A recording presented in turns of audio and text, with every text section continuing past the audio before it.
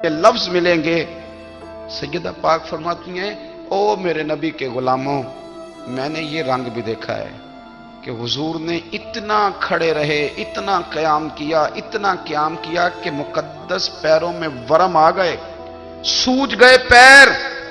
ہم سیر کرنے گئے تو تھک گئے، بات الگ ہے، لیکن عبادت میں یہ بھی تو مسلم شریف ہے نا، یہ بھی تو دین ہے نا، یہ بھی تو حضور کی سنت ہے، یہ بھی تو وہ چیز ہے جو کریم کی آنکھوں کی ٹھنڈک ہے۔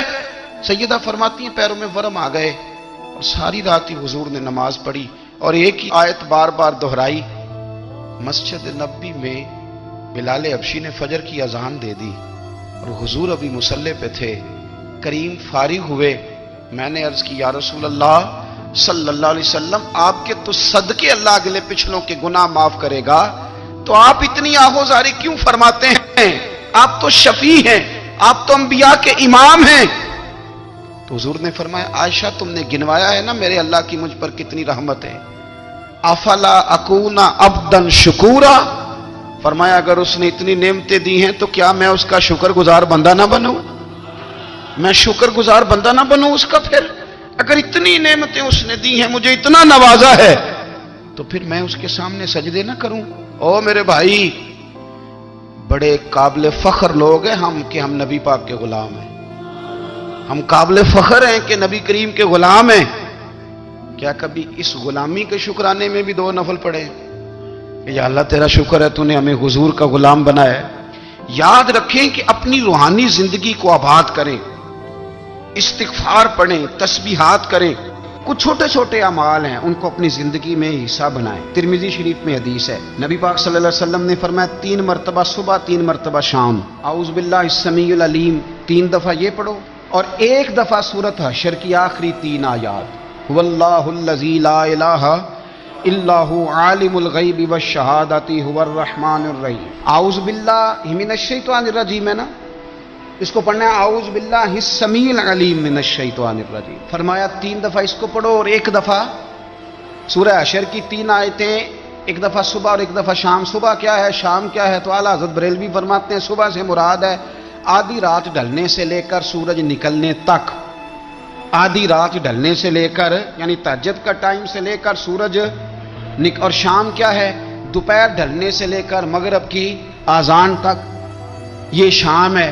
اب سن لیں، یہ ترمذی کی حدیث ہے سیاستہ کی، نبی پاک نے فرمایا جس نے 3 مرتبہ اعوذ باللہ پڑھی اور 1 بار سورہ حشر کی آخری 3 آیتیں پڑھی، 1 دفعہ صبح پڑھے، 1 دفعہ شام پڑھے، نبی کریم علیہ السلام فرماتے ہیں اگر صبح پڑھے گا تو 70,000 فرشتے شام تک، اور اگر شام کو پڑھے گا تو 70,000 فرشتے صبح تک پڑھنے والے بندے کی مغفرت کی دعا مانگتے رہیں گے۔ چلے میں تو اس بات پہ بھی بڑا راضی ہوں کہ پہلی دفعہ اہل سنت میں ایسا ہو رہا ہے کہ وظیفہ ملنے پر لوگ نعرے لگا رہے ہیں، ورنہ وظیفہ بتائیں تو کہنے میں بھی پڑھیں گے پر کوئی تویز بھی لے چھڑو ماڑا گیا۔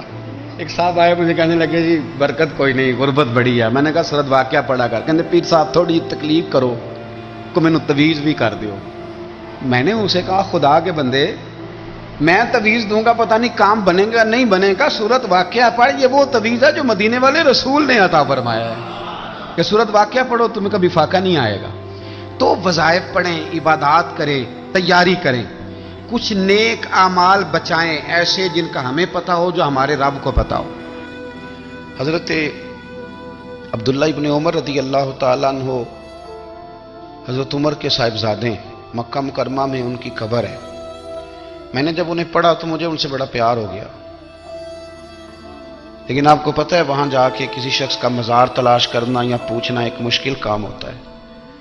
تو ایک دفعہ میں مکہ شریف میں حاضر تھا، تو ایک گاڑی والا ڈرائیور مجھے کہنے لگا کہ مولانا میں آپ کو جانتا ہوں، مجھے آپ سے محبت ہے، ایک بات بتاؤں آپ کو؟ میں نے کہا بتاؤ۔ کہنے لگے حضرت عبداللہ ابن عمر کی قبر دیکھنی ہے۔ میں نے کہا یہ تو نہیں کہہ رہا، یہ کسی نے بندوبست کرایا ہے، یہ اللہ نے تیرے دل میں بات ڈالی ہے، یہ ہو گیا تو لے چل مجھے۔ حضرت عبداللہ ابن عمر کو نبی پاک نے فرمایا تھا راجل صالح، یہ نیک بندہ ہے، یہ متقی آدمی۔ حضرت عبداللہ ابن عمر رضی اللہ تعالیٰ عنہ سیدنا فاروق اعظم رضی اللہ تعالیٰ عنہ کے صاحبزادے ہیں، اور ان کی ہمشیرہ سیدہ حفصہ رضی اللہ تعالیٰ عنہ حضور کی زوجہ محترمہ ہے۔ ایک دن اپنی ہمشیرہ سے کہنے لگے کہ نبی کریم صلی اللہ تعالی علیہ وسلم گھر میں آئے نا، اور اگر حضور غم امت میں پریشان نہ ہوں، طبیعت کو حشاش بشاش دیکھو، تو ذرا پوچھنا تو صحیح حضور کا میرے بارے میں کیا خیال ہے، پوچھنا تو صحیح کہ کریم کی بارگاہ میں میرا کیا مقام ہے، میرے بارے میں حضور کیا فرماتے ہیں۔ اب بہن کو کام بتائے، اور بتائے بھی بھائی، اور پھر بہن وہ کام نہ کرے، یہ تاریخ میں ہوتا نہیں۔ حضرت عمر فاروق رضی اللہ تعالیٰ عنہ کی صاحبزادی ام المومنین رضی اللہ تعالیٰ عنہ فرماتی ہیں کہ میں تو بس منتظر تھی، انہوں نے تو کہا تھا نا کہ اگر تم حشاش بشاش دیکھو تو بات کرنا، لیکن حضور تشریف لائے، میری باری تھی، میرے گھر تشریف لائے، کھانا پیش کیا تو فوراً میں نے عرض کی حضور ایک بات پوچھنی تھی، تو حضور نے فرمایا پوچھئے۔ میں نے عرض کی حضور میرے بھائی عبداللہ ابن عمر کے بارے میں آپ کا کیا خیال ہے؟ نوجوانوں میری بات پہ غور کرنا، میرے بھائی کے بارے میں آپ کا کیا خیال ہے؟ تو نبی کریم صلی اللہ تعالی علیہ وآلہ وسلم نے میری طرف دیکھا، اور پھر حضور زیر لب تھوڑا مسکرائے، اور بریلی کے امام کہتے ہیں کہ حضور مسکرا دیتے تھے نا تو جو بڑا دکھی ہوتا تھا وہ بھی ہنس پڑتا تھا۔ اب سوال پیدا ہوتا تھا کہ پھر تو اس مسکراہٹ کے لیے انتظار کرنا پڑتا ہوگا کئی مہینے کہ حضور مسکرائیں تو رونے والے ہنسیں، تو اعلیٰ حضرت فرماتے نہیں، انتظار نہیں کرنا پڑتا، یہ مسکراتے رہنا تو حضور کی عادت ہے۔ جس کی تسکین سے روتے ہوئے ہنس پڑے، اس تبسم کی عادت پہ لاکھوں سلام۔ یعنی یہ تو عادت ہے حضور کی مسکراتے رہنا، اس کے لیے انتظار نہیں کرنا پڑتا۔ بھائیو آپ خیال رکھیں گے، غور کریں گے، حضرت عبداللہ ابن عمر رضی اللہ تعالیٰ عنہ کے بارے میں پوچھا تو سیدہ فرماتی ہیں کہ نبی کریم صلی اللہ تعالیٰ علیہ وسلم نہ زیر لب مسکرائے اور فرمایا حفصہ تیرا بھائی ہے تو اچھا، لیکن میں نے سنا ہے کہ عشاء کی نماز پڑھتا ہے تو فجر تک سویا ہی رہتا ہے۔ او نوجوانوں، 10 بجے تک سونے کی بات نہیں ہوئی، 9 بجے تک سونے کی بات نہیں ہوئی، 11 بجے اٹھنے کی بات نہیں۔ حضور فرمانے لگے میں نے سنا ہے کہ عشاء کی نماز پڑھ کے سو جاتا ہے اور فجر تک سویا ہی رہتا ہے، اسے چاہیے کہ تہجد کے وقت اٹھا کرے، اللہ کی بارگاہ میں حاضر ہوا کرے، آہوزاری کرے، سجدے کرے، عبادت کرے، اٹھتا ہے اور فجر میں جا کے اٹھتا ہے۔ حضرت جناب حفصہ رضی اللہ تعالیٰ عنہ کہتی ہے میں نے جناب عبداللہ ابن عمر کو پیغام دیا اور میں نے کہا میرے جوان بھائی سن، نبی پاک نے فرمایا ہے تو اچھا پر تہجد میں نہیں اٹھتا، نفل نہیں پڑھتا۔ او میری ملت کے جوانوں، مزہ نہیں آ جاتا جب ساری دنیا سوئی ہو، ساری دنیا، اور بستر بھی گرم ہو اور نیند بھی پورا غلبہ کر رہی ہو، اور اچانک گھنٹی بجے دماغ میں، آنکھ کھلے، گھڑی پہ نظر پڑے، 3:30 4 بجے کا پیغام گھڑی بتائے، اور کوئی چڑھتی جوانی والا اٹھ کے وضو کرے، اور جب وہ مصلی کھول کے بچھائے تو مدینے والے محبوب کہتے ہیں کہ ہر نماز پہ رب ثواب دیتا ہے، اور جو اٹھ کے تہجد کی نماز پڑھے اسے دیکھ کے تو رب مسکراتا ہے، جو اس کی شان کے لائق ہے، جو اس کی شان کے لائق، وہ مسکراتا ہے، خوش ہوتا ہے کہ میرا بندہ تہجد میں اٹھ گیا، وہ مسکراتا ہے۔ کاش ہماری صبحیں کبھی اپنے مالک کے نام ہو جائیں، کاش کے صبح۔ حضرت ابو الحسن رحمت اللہ تعالی علیہ حضرت معاذ ابن جبل رضی اللہ تعالیٰ عنہ کے پاس بیٹھا کرتے تھے، فرماتے ہیں ان سے جو پیار بڑھا تو پھر میرا مصلی سے بھی بڑھ گیا۔ تابعی ہیں، فرماتے ہیں صحابی رسول سے محبت ہوئی تو ذکر سے بھی ہو گئی، پھر درود شریف سے بھی ہو گئی، محبت ان سے بڑھی تو پھر اللہ نے مسجد کا پیار بھی بڑھا دیا۔ آپ فرماتے ہیں کہ میری ہر وقت طبیعت چاہتی تھی کہ بس اللہ اللہ کروں، بس اللہ اللہ کروں، بس نہ میں ذرا تھوڑی جان چھڑاؤں لوگوں سے، کو 10 منٹ ملے تو میں کو 4 نفل پڑھ لوں، میں تھوڑا سا نہ بچوں لوگوں سے، اور مجھے تسبیح ملے تو میں نہ کچھ 400-500 دفعہ استغفار پڑھوں، سبحان اللہ، الحمدللہ، اللہ اکبر، لا حول ولا قوت الا باللہ، میں نہ تسبیحات پڑھوں۔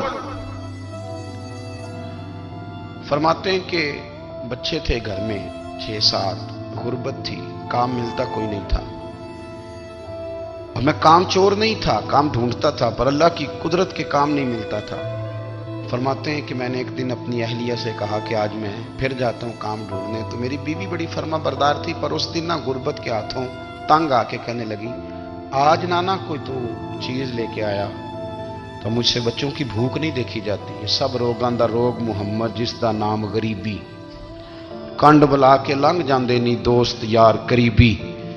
आज ना कुछ लेके आया तो मैं बच्चे लेके चली जाऊंगी। शेख फरमाते हैं कि मैं बड़ा परेशान घर से निकला, पर मैंने सुबह से लेके जोर तक काम ढूंढा, काम मिला कोई नहीं।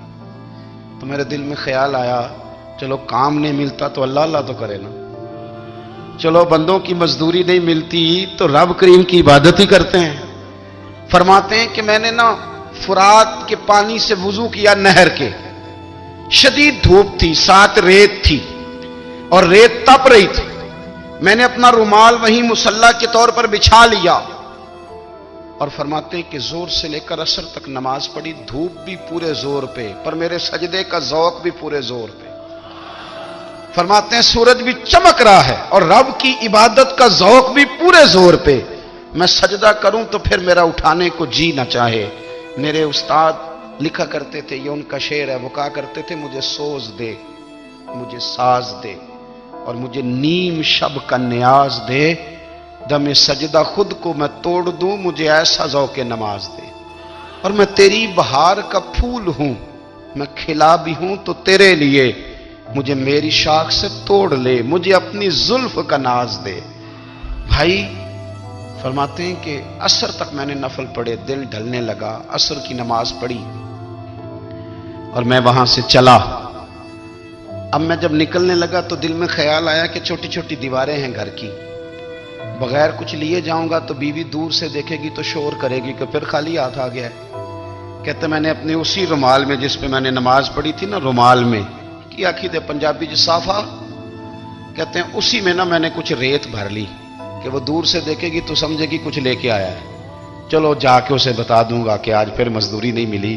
कहते हैं वो रेत लेकर जब मैं घर में गया तो पहले बीवी दरवाजे पे खड़ी होती थी, पूछती थी खाली हाथ आ गए हो, आज मैंने देखा तो है ही कोई नहीं। फरमाते हैं मैं अंदर दाखिल हुआ, सलाम लिए, कोने में मैंने वो रुमाल रख दिया और मैंने आवाज दी कि भली मानस कहां हो? तो वो कहने लगी आप मुंह हाथ धो ले, मैं रोटी लेके आई। मैंने कहा रोटी कहां से आ गई, यहां तो कई दिनों के फाके, तो कई दिनों की गुर्बत है, यहां तो इस घर में तो फकीरी है। फरमाते हैं कि वो रोटी लेके आई और उस वक्त की जो मौजूदा नेमतें थी, समझ ले सलाद अचार हर चीज साथ लाई। मैंने कहा कि बच्चे कहां गए? कहने लगी वो खाना खा के खेलने गए, आप खाना खा लें आ जाते। खाना उसने चुन दिया। मैंने हैरत अंगेज लहजे में सारी नेमतें अपने दस्तरखान पे देख करके बीवी से पूछा ये कहां से आया खाना, बच्चों को तूने कहां से खाना खिलाया, ये सारा कुछ कैसा है? तो कहने लगी पता नहीं आज आप किस करीम की मजदूरी करने चले गए थे, पता नहीं किस करीम की, मेरे घर में तो इतनी नेमतें आई हैं कि मुझसे संभाली नहीं जा रही, इतना अनाज है, इतना गंदुम है, किस करीम के दरवाजे आज चले गए थे? ये कहते कहते वो उठी और उठ करके कहने लगी पहले बड़ा कुछ आया था, अब क्या ले आए हो? और जा करके ना उसने वो रेत वाला रुमाल खोला, कहने लगे मैं तो लेके आया था रेत, तो मेरे रब ने उसे भी सोने और हीरे बना दिया था। जब आपकी तवज्जो अल्लाह की जानी, मेरे नबी पाक सल्लल्लाहु ताला अलैहि वसल्लम ने फरमाया हर चीज अपने रब से मांग, हर चीज मांग, हर चीज मांग। या रसूलल्लाह क्या कुछ?